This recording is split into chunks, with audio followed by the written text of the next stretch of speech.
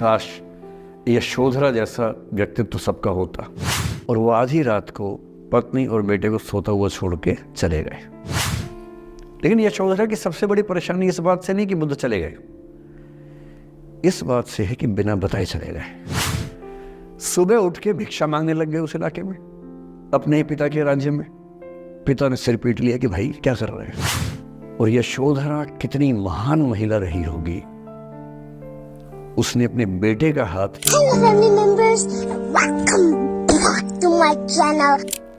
हमेशा दूसरे के पर्सपेक्टिव से भी सोच के देखिए कि उसको ऐसा क्यों करना पड़ा। क्या पता कोई मजबूरी हो, कभी कभी होती है। मैं बुद्ध की मजबूरी सोच के परेशान होता हूँ कई बार, और फिर मैं सोचता हूँ कि काश यशोधरा जैसा व्यक्तित्व सबका होता। बुद्ध की रियल कहानी क्या है शायद किसी को नहीं पता। मैं जिस कहानी की बात कर रहा हूँ, मैथिली शरण गुप्त नाम के एक बड़े प्रसिद्ध कवि ने यशोधरा नाम की पुस्तक में वो कहानी लिखी है, भूमिका में जिक्र किया। बुद्ध बचपन से ही थोड़े से वैरागी किस्म के व्यक्ति थे। उनकी कुंडली देख के ज्योतिषी ने बताया भी था। माता पिता बहुत परेशान थे, शुद्धोदन उनके पिता का नाम था। माता पिता ने बहुत कोशिश की कि इस बच्चे का मन विरक्त न हो। अच्छा महल बनवाया, सारी सुविधाएं दी। जैसे ही बुद्ध थोड़े से किशोरावस्था में आए, उस समय की दुनिया की सबसे खूबसूरत महिला से, लड़की से, यशोधरा से उसकी शादी करवा दी। यशोधरा के पिता ने काफ़ी एग्ज़ाम लिए बुद्ध जी के, वो सारे एग्ज़ाम में पास हुए, तब जाके शादी हुई। ऐसे नहीं हुई, शादी हुई। तो बुद्ध भी ठीक था, रमे रहे उस जीवन में।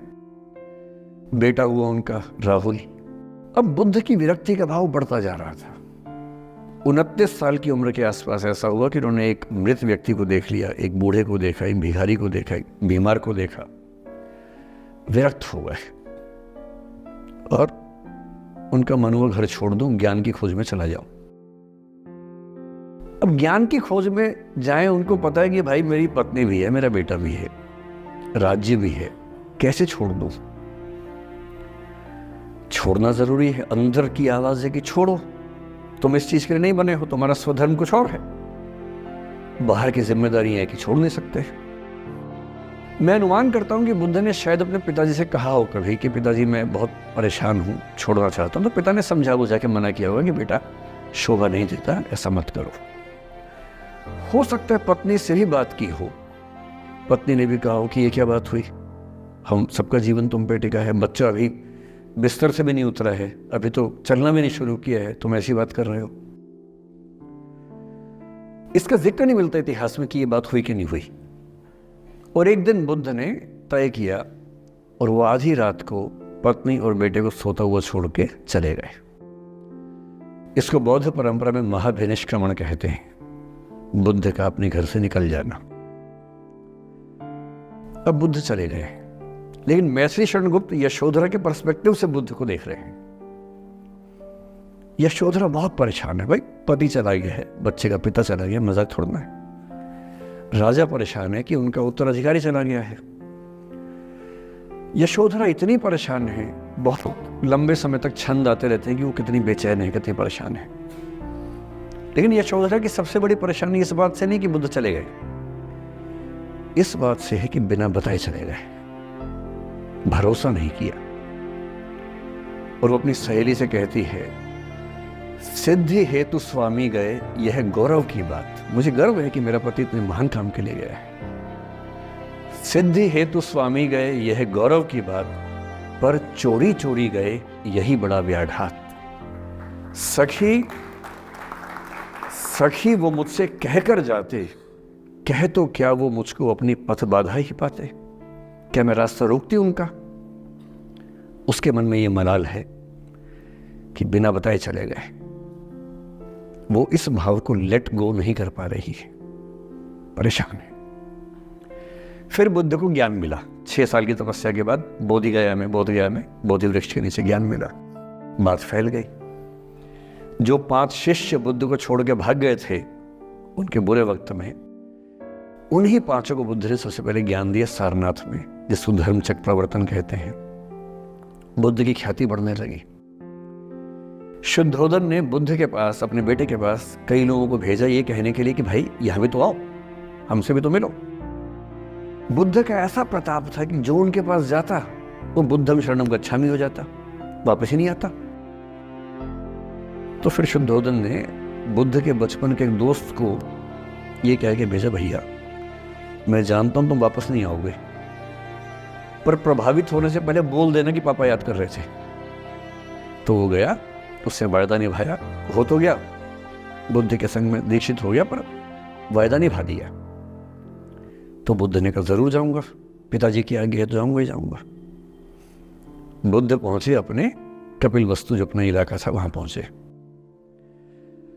पूरे कपिलवस्तु में, नेपाल सिद्धार्थ नगर से नेपाल जाएंगे तो नेपाल बॉर्डर पे ही कपिलवस्तु है। मैं देखने गया था वो जगह जहां बुद्ध पैदा हुए थे, बड़ा सुंदर स्थान है, आप भी जाकर देखें कभी। तो बुद्ध पहुंचे, रात को एक धर्मशाला में रुके। अब वहां हल्ला मच गया कि राजा का बेटा धर्मशाला में। बुद्ध ने कहा भाई मैं देखो राजा का बेटा बन के नहीं आया हूं, मैं बुद्ध बन के आया हूं। सुबह उठ के भिक्षा मांगने लग गए उस इलाके में, अपने ही पिता के राज्य में। पिता ने सिर पीट लिया कि भाई क्या कर रहे हैं। फिर बुद्ध ने सूचना भिजवाई कि मैं बुद्ध हूं, बेटा हूं संयोग से, ठीक है मैं आ रहा हूं मिलने के लिए, पर मैं बुद्ध होके आया हूं, मेरी चर्या है, नियम है, मैं भिक्षा से ही जीवन जीता हूं। ठीक है, पिताजी ने कहा चल कोई बात नहीं। फिर बुद्ध गए पिता से मिलने, पिता से मिले, सबसे मिले, भरी सभा में। लेकिन यशोधरा नहीं आई मिलने के लिए, लेट गो नहीं कर पा रही थी। उसके मन में दर्द था, छुप के क्यों गया, बता के जाता। बुद्ध ने पूछा पिता से कि यशोधरा कहाँ है, तो बोले कि वो कह रही है कि अगर बुद्ध मिलना चाहेंगे तो खुद ही मिलने आएंगे मुझसे, मैं क्यों जाऊंगी भाई, आत्मसम्मान भी तो कोई चीज है, मैं क्यों मिलने जाऊंगी। तो बुद्ध मिलने गए। सोचिए कमरे में यशोधरा बैठी है, राहुल साथ में। अब राहुल थोड़ा सा बड़ा हो गया है, 6-7 साल का है। बुद्ध गए हैं। अब आपके मन में आ रहा है कि बुद्ध वहां जाके बोलेंगे सॉरी मैंने गलत किया, I hurt you, I really feel sorry. Buddha है वो बुद्ध, वहां जाके क्या बोल रहे पता है, भिक्षाम देहि, भिक्षा दो। और यशोधरा कितनी महान महिला रही होगी, उसने अपने बेटे का हाथ बाप के हाथ में दे दिया। लेट गो का इससे महान उदाहरण दुनिया के इतिहास में नहीं है कि चलो आखिर तुमने आके झुक के कुछ मांगा तो सही। उसकी जितनी ईगो थी, अहंकार था, सब विगलित हो गया। और जो औरत परेशान थी कि मुझसे बिना बताया गया, उसने अपने बेटे को दे दिया कि इसको लेके जाओ, क्योंकि मैं जानती हूं कि तुम महान काम कर रहे हो, और तुम महान काम कर रहे हो तो मैं क्यों बीच में आऊंगी भाई।